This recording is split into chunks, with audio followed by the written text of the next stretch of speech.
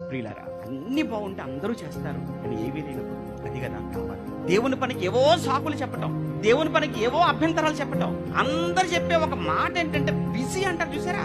నేను చాలా బిజీగా ఉన్నామండి అంటారు. ఏం బిజీ? నీ పుట్టుకకు కారణం ఎవరు? దేవుడు కాదు. నేను తల్లి గర్భంలో నిర్మించిన వాడు, నీకు జీవం పోసిన వాడు, నీ లోకానికి తీసుకుని వచ్చిన వాడు, అసలు ప్రత్యేకంగా నేను ఒక పని కోసమే నీ లోకానికి తీసుకొచ్చాడన్న సంగతి తెలిసి ఈ క్షణం వరకు నేను కంటికి రెప్పలా కాపాడుతున్నవాడు కూడా ఆయనే అని తెలిసి, అసలు నేడు అనే సమయం ఈ రోజు నువ్వు ఉన్నావు అంటే ఆ సమయం ఉందంటే కారణమే దేవుడు అని తెలిసి మాట్లాడుతున్న మాట వింటుంటే ఒక్కోసారి చాలా ఇబ్బంది అనిపిస్తుంటది. చాలా బిజీగా ఉన్నామండి. ఏంటండి ఆ బిజీ? దేవుడి కంటే ఎక్కువనా? దేవుని పని కంటే ఎక్కువనా? దేవుని కార్యక్రమాల కంటే ఎక్కువనా? అర్థం కాలేదు. ఈ లోపు నువ్వు బిజీ బిజీ బిజీ అనుకుంటూ ఉండు. ఈ లోపు దేవుడు నీకు ఇచ్చిన ఆయుష్కాలం అయిపోతుంది. అది ఏదో కొత్త సంవత్సరం వచ్చేస్తున్నాను చాలా సంతోషపడిపోతున్నారు. ఏమంటే సంబరాలు రెడీ అయిపోతున్నారేమో. ఒక్కసారి ఏం చేశారో దేవుడి కోసం ఒక్కసారి జ్ఞాపకం చేసుకుంటే నిద్ర పట్టదు. హ్యాపీ న్యూ ఇయర్ అనలేము మనం.